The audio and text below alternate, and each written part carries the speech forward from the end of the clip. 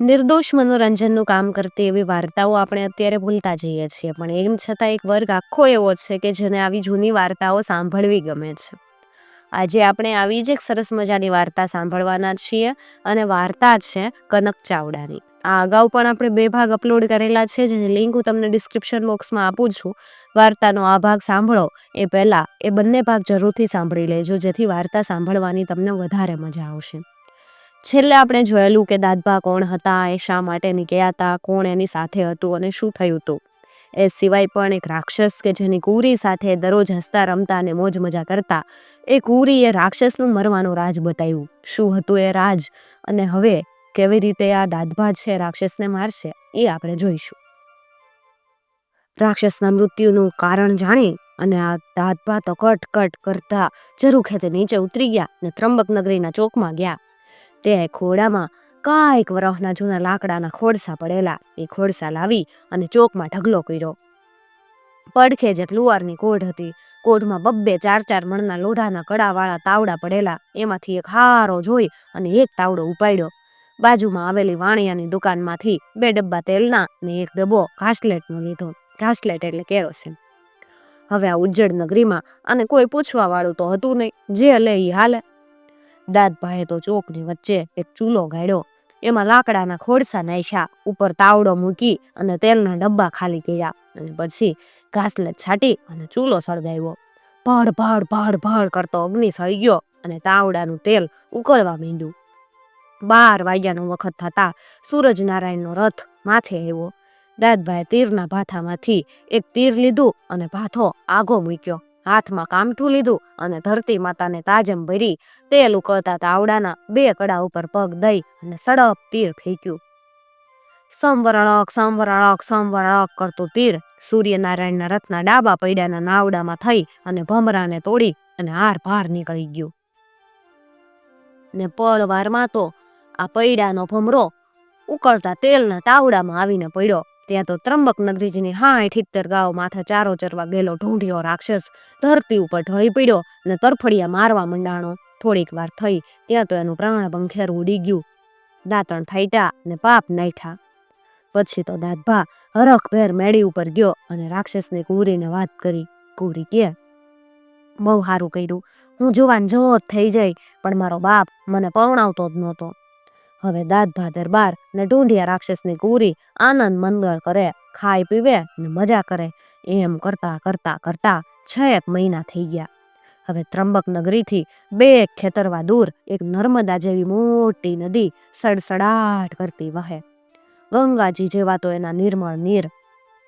આ ગંગાજી જેવા નિર્મળ શીતળ નદીના જળમાં આ રાક્ષસને કુરીને સ્નાન કરવાનું મન થયું.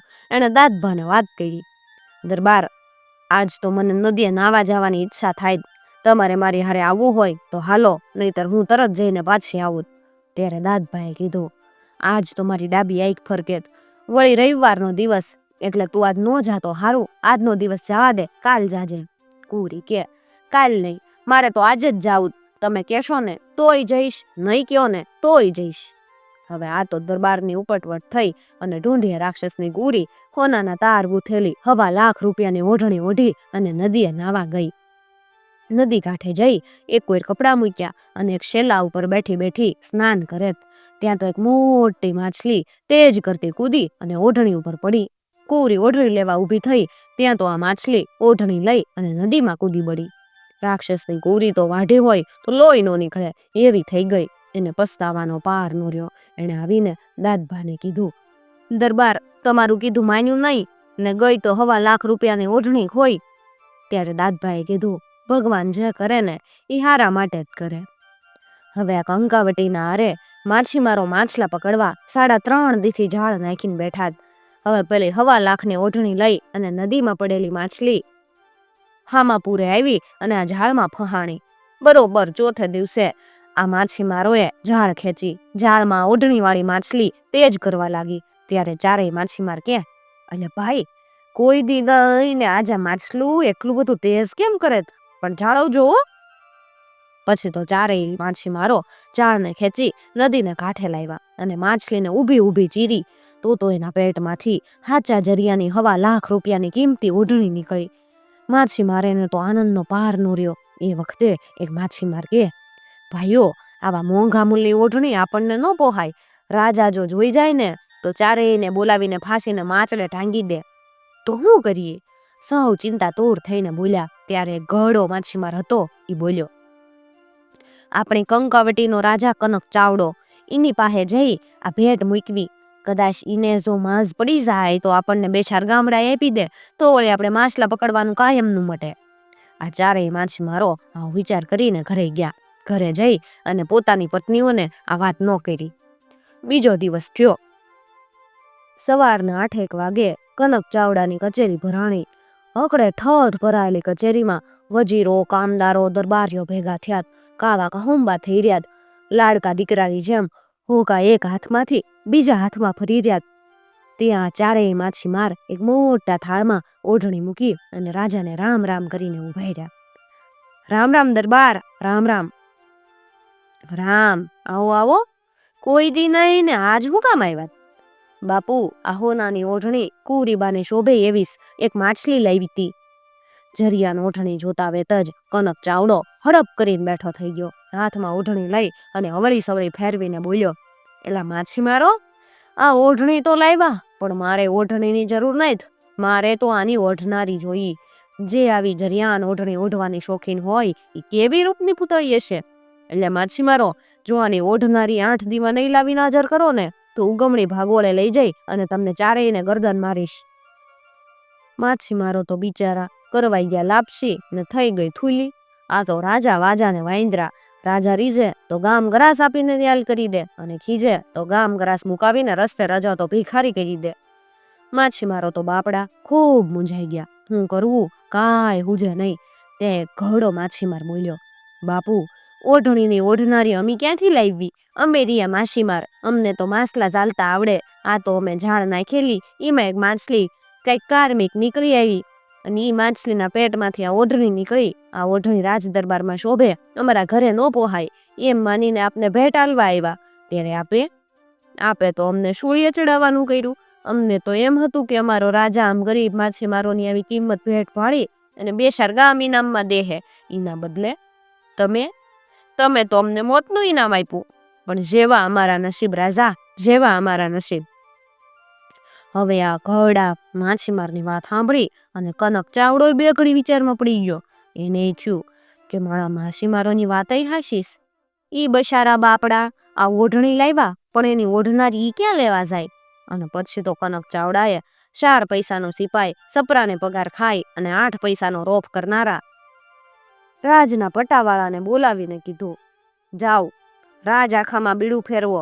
જે આ ઓઢણીની ઓઢનારીને લાવી આપે ને ઈને તાંબાના પત્ર અડધું રાજ ને અડધું પાટ આપવામાં આવશે.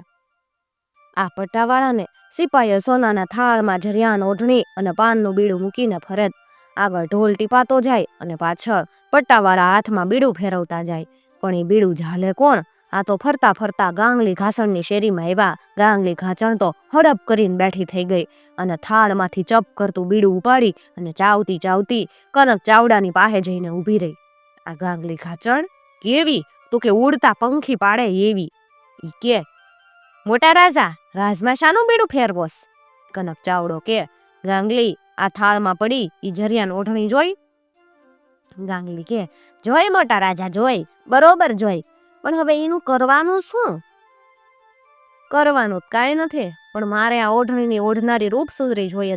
1.25 લાખ રૂપિયાની જે જરિયાન ઓઢણી ઓઢતી હોય એ ભાગશાળી નારી કેવી હશે? ઈ તો જો એવી નવણી નારી હોય તો મારા રાજની શોભારૂપ બની રહે. ત્યારે ગાંગલી ઘાચણે પૂછ્યું, હે મોટા રાજા, આ ઓઢણી અહીંયા લાવ્યું કોણ?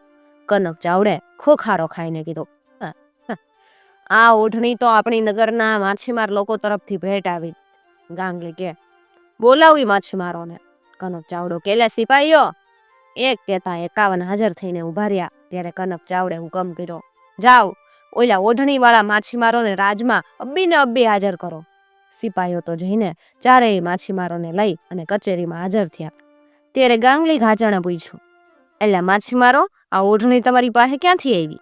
એટલે ઘરડો માછીમાર આગળ આવ્યો, 2 હાથ જોડીને બોલ્યો, અમે નદીમાં ઝાડ નાખેલી, એ ઝાડમાં દરિયાની માછલી એવી ભરાડી. એ માછલીના પેટમાંથી અમને આ ઓઢણી હાથ આવી. સાંભળી અને ગાંગલી ઘાચણે વાતનો તાગ લઈ લીધો અને પછી પેલા માછીમારોને પૂછ્યું, એલા માછીમારો, બોલો બા, તમે કેટલી પેઢીથી માછલા જાળવાનો ધંધો કરોસ? એવું તો કાંઈ અમારી સાંભળણીમાં નથી, પણ અમારા બાપ દાદા યાદ ધંધો કરતા હતા. તો તમારી પાસે દરિયામાં દોટ મૂકે એવી હારામાં હારી હોડીઓ કેટલી હશે? હોડીઓ તો અમારી પાસે 1000 છે. એમાંથી જો હારી જોવા જેવી હોય તો 100 નીકળે, અને એમાંથી હારી કાઢો તો 7 નીકળે. આ સાંભળી અને ગાંગલી ઘાચણે હુકમ કર્યો, આપણે હોનું કામ નથી, ઘડિયા જોજન કાપે એવી એક હારામાં હારી મોટી હોડી તૈયાર કરાવો. જુઓ, તમારે 4 માછીમારોએ મારી સંગાત આવવાનું. આ હોડીમાં 6 મહિના હાલે એટલું સીધું સામાન અને ભાતું પોતું મુકાવી ગયો. રાજમાં તો જીભાને કામ થાય, નોકરિયાતોનો કોઈ પાર નહોતો. 2 દીમાં તો ગાંગલે ઘાચણે કીધું એ પ્રમાણેનો બધો સરસામાન હોડીમાં ગોઠવાઈ ગયો. ત્રીજે દિવસે આ 4 માછીમારોને લઈ અને ગાંગલી ઘાચણે હામાપુરમાં હોડીને હંકારાવી. આગળ જાતા જાતા જ્યાં શેર કે નગર આવે ત્યાં ગાંગલી ઘાચણ આ માછીમારોને હુકમ કરી અને હોડીને રોકાવી દેતી અને પોતે શહેરમાં આંટો મારી અને ફટ પાછી આવે. એમ કરતા કરતા કરતા 2 દી થયા, 5 દી થયા, 15 દી નીકળી ગયા. નદી કાંઠે આવતા 5-15 શહેરમાં ગાંગલી ઘાચણ ફરી વળી, પણ પેલી ઓઢણીની ઓઢનારી નારી ક્યાંય ભાળ કે પત્તો લગાડે નહીં. પણ ગાંગલી કોનું નામ? એ તો હોડીને આગળ ને આગળ હંકાર આવે. બરોબર 17માં દીએ હોડી ત્રંબક નગરીના કાંઠે આવી પહોંચી. ત્યારે ગાંગલી ઘાચણ કે, અય વાણવટિયા, અહીંયા હોડી હંકારો, હવે થંભાવી નાખો, હું આ નગરીમાં જરાક આંટો મારીને અબઘડી આવુંસ. આ માછીમારોએ લંગર નાખી અને હોડીને હુકાડી દીધી. ગાંગલી ઘાચણ નદી કાંઠે ઉતરીને કે, જોજો હો, મારે કદાચ ને અહીંયા રોકાવાનું થાય તો તમે અહીંયાથી જરી આઘા પાસા ન થાતા. આ નગર મને કંઈક તેજ વાળું લાગેસ. બહુ સારું બા, તમારા આવ્યા વન્યા એક ડગલું અમે અહીંયાથી આઘા નહીં ખહીએ. તમે તમારે મોજથી નગરમાં જઈ આવો. ગાંગલી ઘાચણ તો રોમઝોમ કરતી ઉપડી ત્રંબક નગરીમાં. નગરીમાં જઈને જોવે તો આખી નગરીનો કોઈએ નાશ કર્યો હોય એવી ઉજ્જડ. ત્યારે ગાંગલીને થયું કે માનો ન માનો પણ આ જરિયાન ઓઢણીની ઓઢનારી આ જ નગરીમાં હોવી જોઈએ. પણ ગાંગલી એ તો મહા ઉસ્તાદ. એક એક ઘર ને એક એક મેળી જોતી જ્યાં ભલે રૂંધિયા રાક્ષસની દીકરી રહેતી ત્યાં જઈને ઊભી રહી. ત્યાં મેળીની ખાળમાંથી નીચે ટપ ટપ કરતું પાણી પડે. એણે ઉપર નજર કરી તો 7 માળનો ઝરૂખો જોયો. એ તો કટ કટ કટ કરતી મેળીના પગથિયા ચડવા લાગી. હરખભેર પગથિયા ચડતી જાય ને જોરથી રાયડું પાડતી જાય, એ ભાણી, એ ભાણી. હવે એમ ભાણી કરતી 6 માળે પહોંચી એટલે વધુ જોરથી રાયડું કરવા લાગી. ત્યારે પેલી રાક્ષસની કુંવરી દાદભાને કે, હે દરબાર, કોક આપણી મેળીમાં આવીને ભાણી એમ કહીને બોલાવેશ. ત્યારે દાદભા કે, એવા તો મુવા ઘણા આવે જ ને જાય, જાવા દે રે. ત્યારે પેલી રાક્ષસની કુંવરી કે, ના હો, ભાણી કહીને મને જ કોઈક હાથ કરે, લાવ જોવા તો દે. દાદભા દરબારની ના એમ છતાં ઉપરવટ થઈ અને રાક્ષસની કુંવરી નીચેના માળે આવી.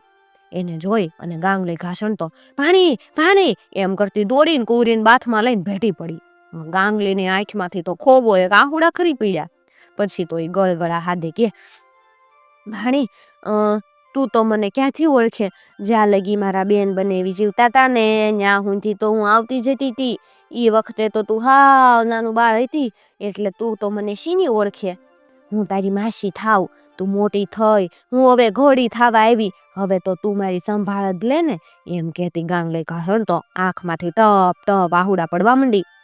રાક્ષસની કુંવરીના માથે હાથ ફેરવવા લાગી. ત્યારે કુંવરીએ કીધું, હાલો માસીબા, ઉપર હાલો, હું તો તમારી ભાણી કહેવાઉં, મારા ઉપર થોડું ઓછું લેવાય તમારે. હાલો, કાંઈ ઓછું ન લેવાનું હોય, હાવો.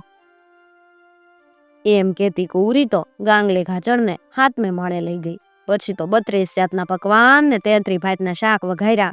32 ખાણાનો થાળ પીરસી આ 3 જણા હારે બેહીને જમ્યા ને સુખ દુઃખની વાતો કરી. પછી દાદભા તો હિંડોળા ખાટે જઈને હૂતો. ત્યારે ગાંગલી ઘાચણ કે, ભાણી, હું તો બહુ વરહે આવી, લાવ તારું માથું વળી દઉં, તારા માથામાં સુલીખ હોય તો વીણી લાખું. હા તો 2 માસી ભાણેજ નીચલા માળે ગયા. ગાંગલીને તો જાણે હેત ફાટ્યું એમ કુંવરીનું માથું વળવા મંડાણી. પછી માથું વળતા વળતા ગાંગલી ઘાસણ કે, ભાણી, આ વખતે તો હું ઘણા વર્ષે આવી. મારા બેન બંને જીવતા હતા ને ત્યારે તો તું બહુ આવતી. એ વખતે તું એટલી નાની હતી એટલે રમતી અહીંયા ને જમતી અહીંયા. મારા બંને બી તો બહુ ભલા હતા. મને માથું દુખવા આવે તો ઈ જમે નહીં. તું તો ભાણી ઘડી માસીની શાની ખબર લે. સાંભળીને ગૌરી બોલી, પણ મારે માસીબા છે ને એવી ખબર હોય તો હું તમારી સંભાળ લઉં ને. મને ખબર જ નહોતી કે મારી માસીબા છે. મારી સંભાળ તું લે કે ન લે, પણ હું તો તારા કરતા મોટી ગણાવ ને, વળી તારી માસી થાવ, એટલે મારે તારી સંભાળ લેવી જ પડે. આ ઉજ્જડ નગરીમાં તું ને અમારા જમાઈ બે જ રહ્યો. હવે કદીક ને એમના હાથ પગ દુખવા આવે તો તારી શું ગતિ થાય? તે રૂંઢિયા રાક્ષસની ગૌરી કે, માસીબા તમે જરાય ચિંતા ન કરતા, તમારા જમાઈનું મોત જ નહીં જ. અરે મૂર્ખની સરદાર, આ દુનિયામાં જન્મે નહીં તો મરવાનું નક્કી જ છે. જેને કાયા ધરી એને મૃત્યુ તો આવે જ ને. અને તું કે તારા વરનું મોત જ નથી, હું કેમ માનું? એટલે રાક્ષસની ગૌરી કે, હું તમારા જમાઈને જ પૂછી લઈશ. ભાણી એટલું પૂછી લે એટલે મારા જીવને તો નિરાશ થાય. તમારે શાંતિથી રહો, ખાઓ પીવો ને મોજ કરો. ભગવાને આપ્યું જ ને એ ભોગવો.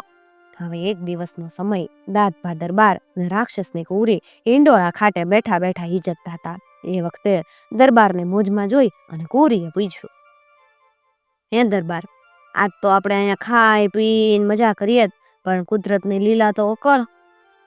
કોઈ દિવસ તમારો હાથ પગ દુખે તો પાછળ મારી શું હાલત થાય? પછી મારી સંભાળ લેવા વાળું કોણ અહીંયા? ત્યારે દરબાર હસીને કે, અરે મૂર્ખની સરદાર, મારું તો ક્યાં મોત જ છે. જેની કાયાની છાયા પડે જ ને ઈનો તો નાશ નક્કી જ હોય. તમે જ કહો છો કે મારું મોત જ નથી દરબાર, હું એમ કેમ માનું? તો સાંભળ, મારું મોત તો છે પણ એ મારી પાસે છે. દરબાર, એ કેવી રીતે બને? રાક્ષસની ગૌરી નવાઈ પામીને બોલી. ત્યારે દાદભાઈએ મેળીની ખીટી ઉપર ટીંગાતી તલવાર સામે આંગળી ચીંધીને કીધું, જો ઓલી તલવાર દેખાય? હં, દેખાય જ ને. હવે એ તલવારમાં ચાંદીની જે મૂઠ છે ને એ મૂઠની અંદર એવી ને એવી બીજી સીસાની મૂઠ છે. એ સીસાની મૂઠની માલપા હીરની દોરી. મારું મોત એ હીરની દોરી હારે બંધાયેલું. તલવારની મૂઠમાંથી હીરની દોરી કોઈને હાથ આવે નહીં ને મારું મોત આવે નહીં. એટલે લોઢે કે લાકડે મારું મોત જ નહીં. મારું મોત મેં કબજે કરેલું, એટલે તારે જરી ક્યાંય મૂંઝાવાની જરૂર નથી. હવે દરબારની વાત સાંભળી રાક્ષસની ગૌરીને તો શાંતિ થઈ. બીજા દિવસે બપોરમાં જમી પરવારી દાદભાઈ હિંડોળા ખાટે જઈને હૂતો એટલે ગાંગલી ઘાચણ કે, ભાણી, હાલ હાલ નીચલા માળે જાય, હું તારા માથામાં ટોલા વીણી લઉં. મા વિનાની દીકરીના બાપડીના માથામાં ટોલા કોણ વીણે? એમ વાતો કરતા કરતા માસી ભાણેજ નીચલા માળે ગયા. એક નાની ખાટલી ઉપર ગાંગલી ઘાસણ બેઠી અને એના ખોળામાં રાક્ષસની ગૌરી બેઠી. બેઠી બેઠી માથામાં ટોલા જોરાવે અને એકબીજા વાતોએ વળગ્યા. હવે ઈ વખતે ગાંગલી ઘાસણે પૂછ્યું, અમારા જમાઈનું મોત છે કે મોત જ નથી? તે કઈ પૂછ્યું? ત્યારે રાક્ષસની ગૌરી દાંત કરતી કરતી કે, માસીબા, રામ રામ કરો, રામ રામ. તમારા જમાઈનું લોઢે કે લાકડે મોત જ નથી. મોત છે ને ઈ તો અમારા કબજામાં જ છે. એટલે ગાંગલી તો ગંભીર થઈને બોલી, અરે ગાંડી, તું મારી ભાણી થઈને આવી ગાંડી રહી. મોત તો વળી કોઈના કબજામાં રહેતું હશે? અરે માસીબા, મોતને કબજે કરી શકાય. હાથ મેં માળે તલવાર ટીંગાઈ ને જોઈ તેમ ભાણીશ ને? હા ભાણી, ચાંદીની વાઘમૂઠ અને મખમલના ગુલાબી મ્યાનવાળી તલવાર તો મેં જોઈશ. બસ ઈ તલવારમાં ચાંદીની જે મૂઠ છે ને એની મારી પાસે સીસાની બીજી એક મૂઠ છે. એ મૂઠની મય હીરની દોરી. હીરની દોરી કોઈ હાથે કરીને કાપે ને તો જ તમારા જમાઈની જીવા દોરી તૂટે. પણ ઈ તો કોઈથી થાય એમ નથી. ગૌરીની વાત સાંભળી અને ગાંગલી ઘાચણના આનંદનો પાર ન રહ્યો. એ બોલી, ઓહો ભાણી, તે તો ભારે નવાઈની વાત કીધી. દરબારનું મોત જ નથી જાણીને ભારે ટાઢક થઈ. તમારે ખાવ પીવો ને મોજ કરો. ભગવાને જે આપ્યું ને એ ભોગવવા જ આપ્યું. પણ ગાંગલીએ અંદરથી તો કંઈક બીજું જ નક્કી કરી લીધું હતું. શું ગાંગલી પણ જેમ દાદભાએ રાક્ષસને માર્યો તો એમ દાદભાને મારી નાખશે. અને જો દાદભાને મારી નાખશે તો આગળ વાર્તા કેમ વધશે? વાર્તાનું નામ કનક ચાવડો છે તો શું એ વાર્તાનો નાયક થઈ જશે?